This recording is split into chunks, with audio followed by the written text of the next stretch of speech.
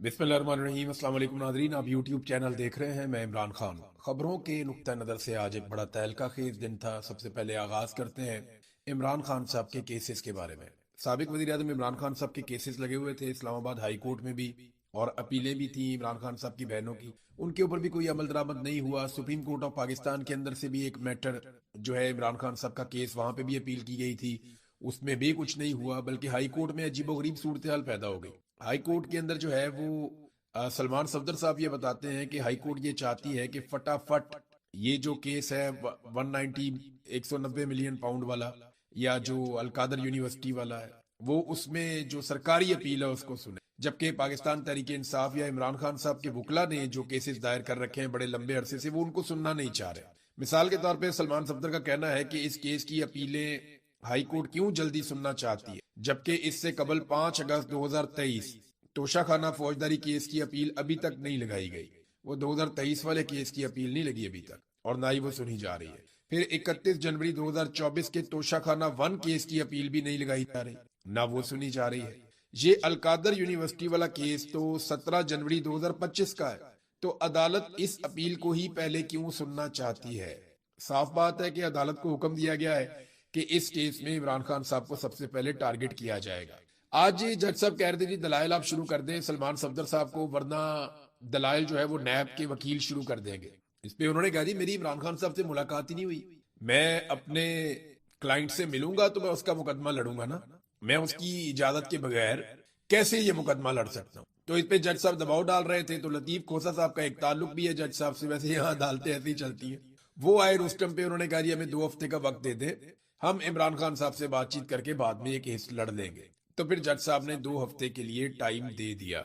तो अब फिलहाल 2 हफ्ते की यहाँ पे एक टाइम ड्यूरेशन मौजूद है पाकिस्तान तरीके इंसाफ के वकला के पास। सुप्रीम कोर्ट ने सजा मुअत्तली के इस्लामाबाद हाई कोर्ट का जो फैसला है, क्योंकि इस्लामाबाद हाई कोर्ट ने सजा मुअत्तली का मामला नहीं सुना ना इमरान खान साहब का, वो कह रहे हैं जी हम मेन अपील सुनेंगे, जो हुकूमत चाहती है वैसे करेंगे। तो इस पे सुप्रीम कोर्ट के अंदर पाकिस्तान तरीके इंसाफ के लोग ले गए थे केस को। इमरान खान और बुशरा बीबी की अपीलें वहां चली गई थी। तो उस पर सुप्रीम कोर्ट ने एतराज आयद कर दिया और दरखास्तें वापस कर दी। एतराज यह आयद किया गया कि नैब कवानीन में तरमीम के बाद ये जो मरकजी अपील समेत जो सजा मुअत्तली का मामला है, ये वफाकी आईनी अदालत सुन सकती है, लिहाजा अब आप इस मामले को आईनी अदालत में ले जाएं।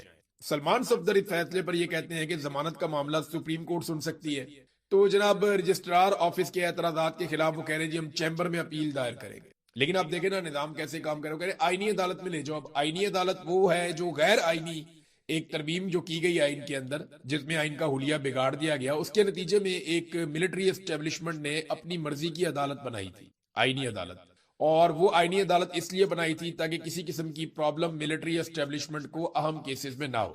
अब वो कहते हैं जनाब कि जो केस हमारी मर्जी का है वो उस अदालत में शिफ्ट करो। तो ये एतराज आ गया सुप्रीम कोर्ट से, ये आपके सामने है। सलमान सफदर साहब जो इमरान खान साहब की हालत बताते हैं ना जेल में, वो अपनी आंखों देखा हाल उन्होंने आज बताया। उन्होंने कहा जी कि मैं अपनी आंखों देखा हाल बता रहा हूं, वो ये है कि इमरान खान और बुशरा बीबी को इस दुनिया से कट ऑफ कर दिया गया है। उनको बच्चों तक से बात नहीं करने दी जा रही। टीवी, अखबार, किताब सब पर पाबंदी है। जेल में किसी से दुआ सलाम करने पर भी पाबंदी है। फैमिली से मुलाकात हुए 7 महीने गुजर चुके हैं, ये बैरिस्टर सलमान सफदर साहब ने बताया।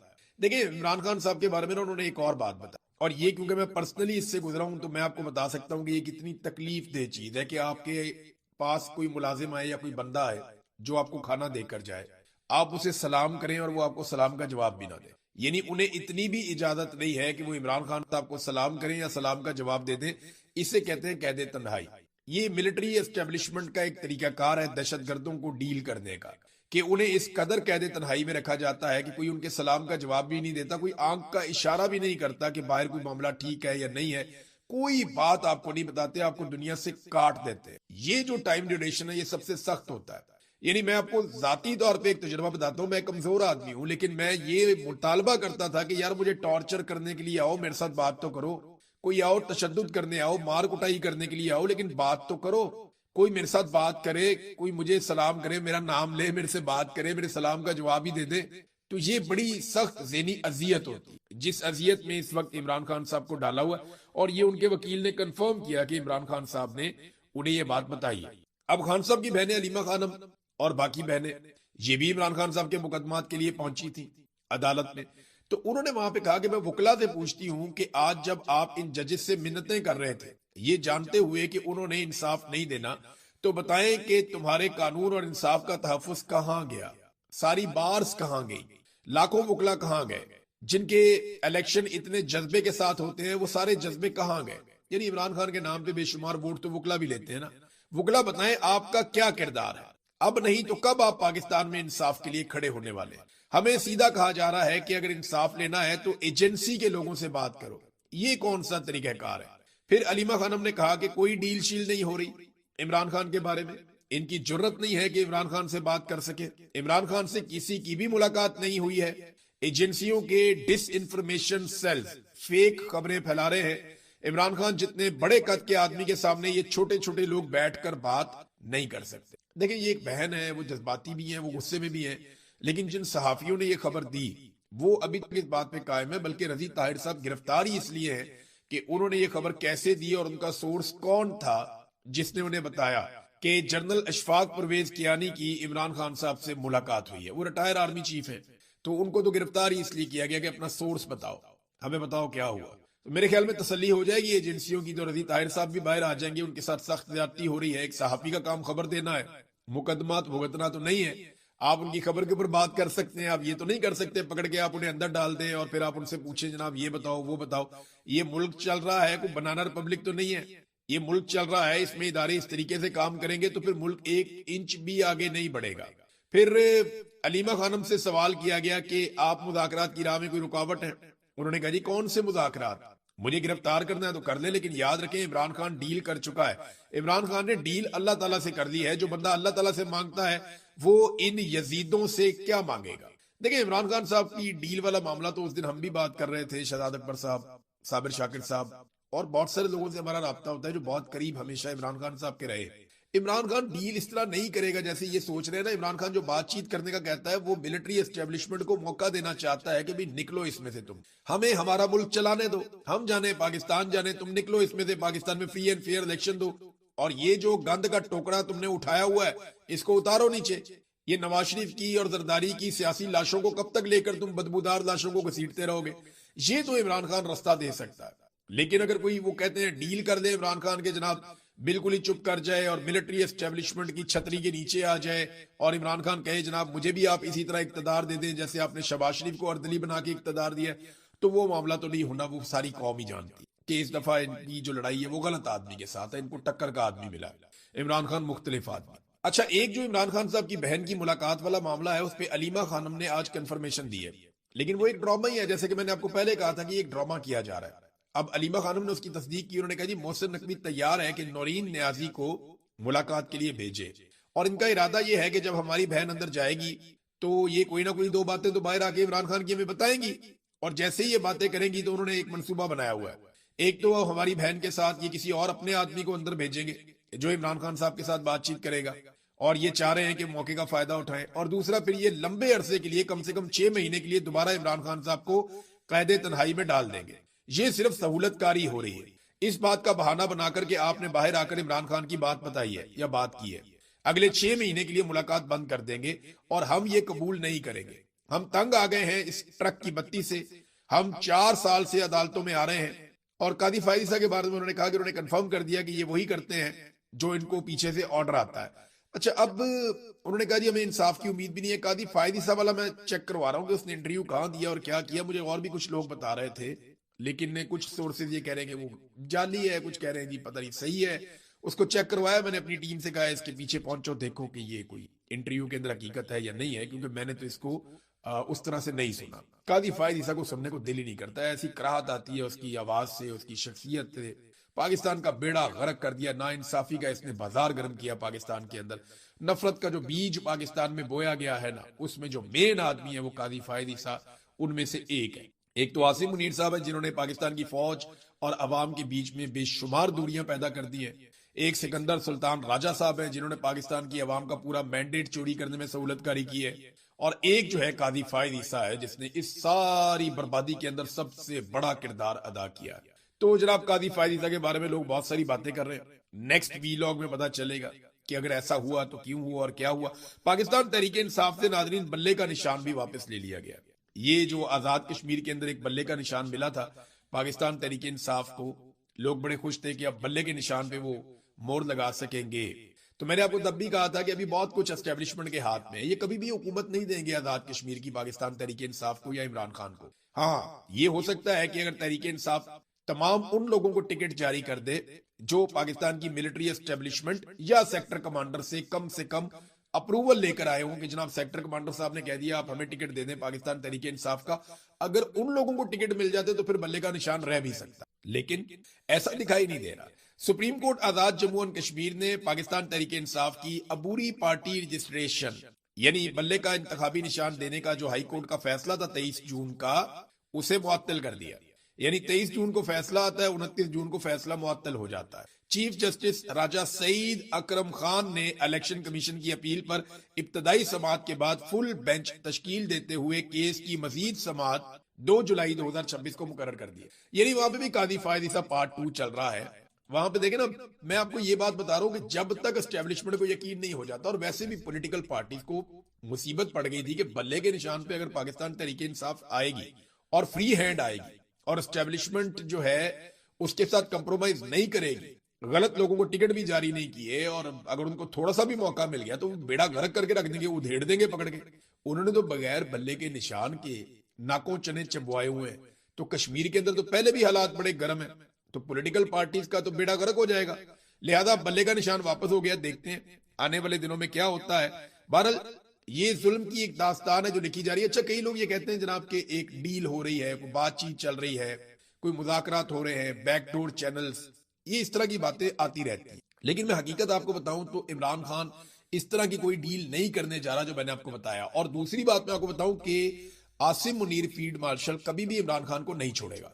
इमरान खान साहब अगर डील नहीं कर रहे हैं तो आसिम मुनीर साहब इमरान खान साहब को नहीं छोड़ रहे हैं। ये बात आप लिख कर रख लें। उसकी वजह यह है कि आसिम मुनीर साहब की एक तरह से मौत वाकई हो जाएगी अगर इमरान खान साहब इस तरह बाहर आ जाते हैं बगैर डील के। तो वो ये कभी भी अफोर्ड नहीं कर सकते। सारा कुछ ये किया कराया बर्बाद हो जाएगा, ये इस्तेस्ना एक्सटेंशन सारा कुछ बढ़ जाएगा, कोई चीज किसी काम की नहीं रहेगी। लिहाजा उन्होंने हर हाल में इमरान खान साहब को जेल के अंदर रखना है, उन्हें बाहर नहीं आने देना इमरान खान साहब को। अच्छा, 3 चीजें हैं जिनमें से 2 चीजें जब भी इकट्ठी होंगी इमरान खान साहब जेल से बाहर आ जाएंगे। 3 किस्म के दबाव पाकिस्तान की मिलिट्री एस्टेब्लिशमेंट पे होंगे तो इमरान खान साहब जेल से बाहर आ जाएंगे। बगैर दबाव के आसिम मुनीर साहब इमरान खान साहब को नहीं छोड़ने वाले। ये कौन से दबाव है? नंबर 1 मुआशी दबाव, नंबर 2 अवामी दबाव, नंबर 3 बैरूनी दबाव। तो माशी दबाव तो लगातार पाकिस्तान की मिलिट्री एस्टेब्लिशमेंट के ऊपर है। ये डंडा तो रोजाना इनके सर पे पड़ता है। ना सरमायाकारी है, ना मईशत चल रही है, गुर्बत बढ़ रही है, बेरोजगारी बढ़ रही है, महंगाई बढ़ रही है, आम आदमी के हालात बुरे से बुरे होते चले जा रहे हैं, कर्जों के अंबार लग गए हैं। तो ये जो मईशत की तबाही का जो सहरा है वो तो एस्टेब्लिशमेंट के सर के ऊपर बंधा हुआ है। अब बाकी 2 फैक्टर्स हैं, उन दोनों में से जब कोई एक आ गया तो आसिम मुनीर साहब को इमरान खान साहब को आजाद करना पड़ जाएगा। वो 2 फैक्टर कौन से हैं? नंबर 1 अवामी दबाव, नंबर 2 बैरूनी दबाव। बैरूनी दबाव नहीं आ रहा आपके सामने क्योंकि डोनाल्ड ट्रंप की आशीर्वाद है आसिम मुनीर साहब के साथ, और अंदरूनी अवामी दबाव वो इसलिए इकट्ठा नहीं हो पा रहा कि पाकिस्तान तहरीक इंसाफ कोई अच्छी हिकमत अमली अवाम को नहीं दे पा रही। इमरान खान साहब की बहनों ने कहा कि पार्टी अपना फैसला करे, हम अपना फैसला करेंगे। और अब बहुत मुमकिन है, उनके तेवर ऐसे दिखाई दे रहे हैं कि शायद इमरान खान साहब की फैमिली को बड़ी कॉल दे और उसके ऊपर लोगों को इकट्ठा करके इमरान खान साहब की रिहाई के लिए तहरीक चलाए, या एक नया रोला पाकिस्तान के अंदर पड़ जाए। बहरहाल इसके बगैर आसिम मुनीर साहब इमरान खान साहब को नहीं छोड़ते। ये बात आप मेरी लिख कर रख ले, मैंने आपको एक मरतबा नहीं कई मरतबा कहा। नाज़रीन, आजाद कश्मीर के क्योंकि बल्ले के निशान की बात हो रही थी तो आजाद कश्मीर में एहतजाज भी चल रहा है, और आफरीन है आजाद कश्मीर के लोगों को, खास तौर पे उन खवातीन को, हमारी बहनों को जो इतने सारे लोगों को रोजाना खाना खिलाती हैं। ये छोटी बात नहीं है। हजारों लोग धरनों में बैठे हुए हैं, जगह जगह पे बैठे हुए हैं, पूरा आजाद कश्मीर बंद है। इन्होंने कुछ लोगों को उठाकर उनसे कहा कि जनाब ऐलान करो कल तुम बाजारों को खोलोगे। वो बेचारों ने ऐलान किया, फिर नहीं खोले बाजार। तो लोग बात मानते ही नहीं है सरकार की। वहां पे जो मिलिट्री रिजीम है उनकी लोग बात मान ही। एक्चुअली अलीमा खानम ने ये पैगाम पूरी दुनिया की इंसानी हकूक की तंजीमों के लिए, दुनिया भर के मीडिया इदारों के लिए और दुनिया भर के उन लोगों के लिए जो इमरान खान साहब को सपोर्ट करते हैं उनके लिए जारी किया है, और पूरी दुनिया को बताया है कि सिचुएशन क्या है, और पूरी सिचुएशन को चंद पैराग्राफ के अंदर लिखकर उन्होंने रिपोर्ट कर दिया है। इमरान खान साहब को अब अस्पताल के अंदर ले जाया जाएगा और उनको लाना पड़ेगा, क्योंकि जेल के अंदर जो ये इंजेक्शन लगने का अमल है ये बहुत मुश्किल है। ऐसा मुमकिन नहीं है कि जेल के अंदर ये बड़े आराम से हो जाए। ये इमरान खान साहब को अस्पताल ही लाना पड़ेगा, और ये किस अस्पताल में लेकर जाएंगे इसके बारे में हम कुछ कह नहीं सकते। फैमिली जो है वो अल शफा इंटरनेशनल हॉस्पिटल इस्लामाबाद के बारे में बज़िद है, वो कहते हैं वहीं पे लेकर आए, क्योंकि वहां पे सबसे ज्यादा फैसिलिटीज है। यानी अडियाला जेल के करीब जिस अस्पताल में सबसे ज्यादा सहूलतें हैं, जो सबसे शानदार हॉस्पिटल है इस किस्म के मामलात में, वो अल शफा इंटरनेशनल हॉस्पिटल है। लेकिन हुकूमत और एस्टेब्लिशमेंट कुछ और करना चाहती है, और वो नहीं चाहेंगे कि इमरान खान साहब मंजर-ए-आम पे आए या उनका कोई स्टेटमेंट सामने आए। तो ये एक अजीबोगरीब सिचुएशन है। दूसरी जानी पाकिस्तान तहरीक इंसाफ ने जो ऐलान किया कि इमरान खान रिहाई अमन फोर्स वो बनाएंगे, उसके हवाले से बिल्कुल खामोशी हो गई है। पाकिस्तान तहरीक इंसाफ के अंदर से ही मुखालफत पैदा हुई, और ये जो एक उम्मीद पैदा हो रही थी कि तहरीक इंसाफ एक नौजवानों की बड़ी फोर्स बनाएगी जो इमरान खान साहब की आज़ादी के लिए कोई रोला शोला डालेंगे, लेकिन या कोई हिकमत अमली बनाएंगे, अभी फिलहाल उसके ऊपर खामोशी है। देखना यह है कि डिस्कशन के बाद ये काम किया जा सकता है या नहीं किया जा सकता, क्योंकि इमरान खान साहब को रिहा करवाने के लिए फैसला तो सड़कों पे होगा, इमरान खान साहब कहते हैं, या फिर इमरान खान साहब को और उनकी फैमिली को डील करनी पड़ेगी, जिसके लिए इमरान खान साहब तैयार नहीं है। और जो शराइत इमरान खान साहब रखते हैं वो बड़ी सख्त है। अब देखें, ये एस्टेब्लिशमेंट ने सोचना है, इमरान खान की शराइत जितनी भी सख्त हो, पाकिस्तान को उनसे नुकसान नहीं पहुंचेगा। वो मांगते क्या है? वो कहते हैं फ्री एंड फेयर इलेक्शन आप करवा दें, और आप हर मामले की इंक्वायरी करवाएं, या आप जुडिशियल कमीशन बना दें, चाहे 9 मई है चाहे 26 नवंबर है, जो वाकयात भी हुए उनकी आप तहकीकात प्रॉपर तरीके से करवा दें, इंसाफ और कानून के मुताबिक। अदालतों पे दबाव डालना छोड़ दें, बेगुनाह लोगों की कैद खत्म कर दें, और ये जो आपने मुदाखलत की हुई है सियासत के अंदर, हर चीज के अंदर, ये मुदाखलत खत्म कर दें। वो एस्टेब्लिशमेंट को कहते हैं ये चीजें पाकिस्तान को डिलीवर करेंगी। लेकिन मुझे नहीं लगता कि इनका ऐसा कोई इरादा है एस्टेब्लिशमेंट का। जिस तरीके से पाकिस्तान में लग्जरी तैयारे आ रहे हैं, इन तैयारों के बारे में मैं चंद चीजें आपको बता दूं। एक तो ये बहुत तेज तैयारे हैं, ये बड़े लंबे ट्रेवल कर सकते हैं, यानी ये तैयारे तो छोटे हैं लेकिन ये बड़ा लंबा सफर कर सकते हैं। बाद तैयारे ऐसे होते हैं उनको बार बार फ्यूलिंग की जरूरत पड़ती है, ये उन मामलात से आगे के तैयारे हैं। इनकी रफ्तार भी अच्छी है, ये लग्जरी भी बहुत है, इनका सफर भी बहुत महफूज है। तो ये वो तैयारे हैं जो नॉर्मली लेकर भागने के काम आते। अब जिस तरह एक तैयारा मंसूब किया जा रहा है, कभी मोहसिन नकवी से, कभी आर्मी चीफ से, कुछ और लोगों के पास भी पाकिस्तान में तैयारे हैं। वजीर आजम जो है वो भी तैयारा रखते हैं, दीगर लोग भी तैयारा रखते हैं, सिंध वाले जो है उनके पास भी तैयारे हैं, जरदारी साहब जो है वो भी तैयारा इस्तेमाल कर सकते हैं। इसी तरह पंजाब में मरियम नवाज ने भी तैयारा हासिल कर लिया है। फैमिली के 10, 12, 15, 17 लोगों को लेकर निकलना उनके लिए भी कोई मसला नहीं होगा। ऐसा लगता है कि भागने की तैयारियां हैं, जिस तरह तैयारे ये इकट्ठे कर रहे हैं। बहरहाल इन तैयारों के पैसे किसने दिए, कहां से आया इतना पैसा? क्योंकि पाकिस्तानी तो गरीब है, पाकिस्तानियों के पास तो पैसा नहीं है, यहाँ रोटी खाने का पैसा नहीं है, आधे पाकिस्तानी गुर्बत की लकीर से नीचे है। तो इन पाकिस्तानियों के पास तो इतने पैसे नहीं है कि ये तैयारे लेकर आए।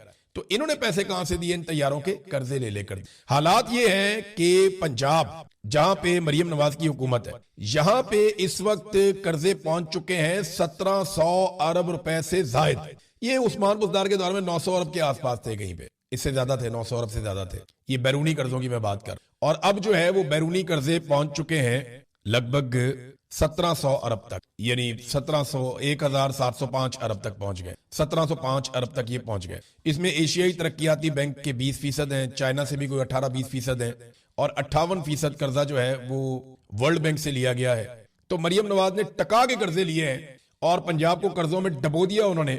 2036 तक पाकिस्तानी ये कर्जे ही उतारते रहेंगे, कोई भी हुकूमत आएगी अगले 10 साल उन्होंने कर्जे ही उतारने हैं, और अपने लिए जहाज भी ले लिया।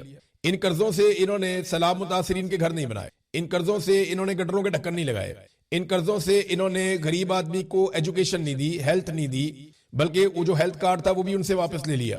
इन कर्जों से इन्होंने किसान को कुछ नहीं दिया, इन कर्जों से इन्होंने मजदूर को कुछ नहीं दिया, इन कर्जों से इन्होंने बिजली के ऊपर जितनी सब्सिडी थी वो वापस ले ली, बजाय इसके कि 200-300 यूनिट बिजली मुफ्त करते। तो इन कर्जों से और तो कुछ किया नहीं, अपनी अयाशियां की हैं, पूरी दुनिया की मौजें ये कर रहे हैं। और अब एक तैयारा भी इन्होंने ले लिया, भागने के लिए तैयारे काम आएंगे और कोई काम नहीं है। एक तैयारे का कहा जा रहा है वो 11 अरब का है, तो दूसरा बताया जा रहा है जी वो उससे भी महंगा है और बड़ा जदीद तैयारा। तो इसराइली तैयारे, हमें पाकिस्तानियों को कहते हैं कि इसराइली मसनूआत का बाइकआउट कर दो, उनकी बोतल नहीं पीनी, 10 रुपए वाली ये चीज नहीं लेनी, वो चिप्स नहीं लेना, ये नहीं लेना, वो नहीं लेना, ये इसराइल का है। खुद जनाब इसराइली तैयारे कमाल नहीं हो गया, खुद इसराइल के साथ बैठ के मीटिंगें जबरदस्त नहीं हो गया, उनके साथ खड़े होके फोटो, और बाकायदा ऐलान किया जाता है कि हमें कोई एतराज नहीं है कि नेतन्याहू या इसराइली इसके अंदर शामिल हो मीटिंग में। नेतन्याहू का एक स्टेटमेंट भी आया, ये स्टेटमेंट आप देखें।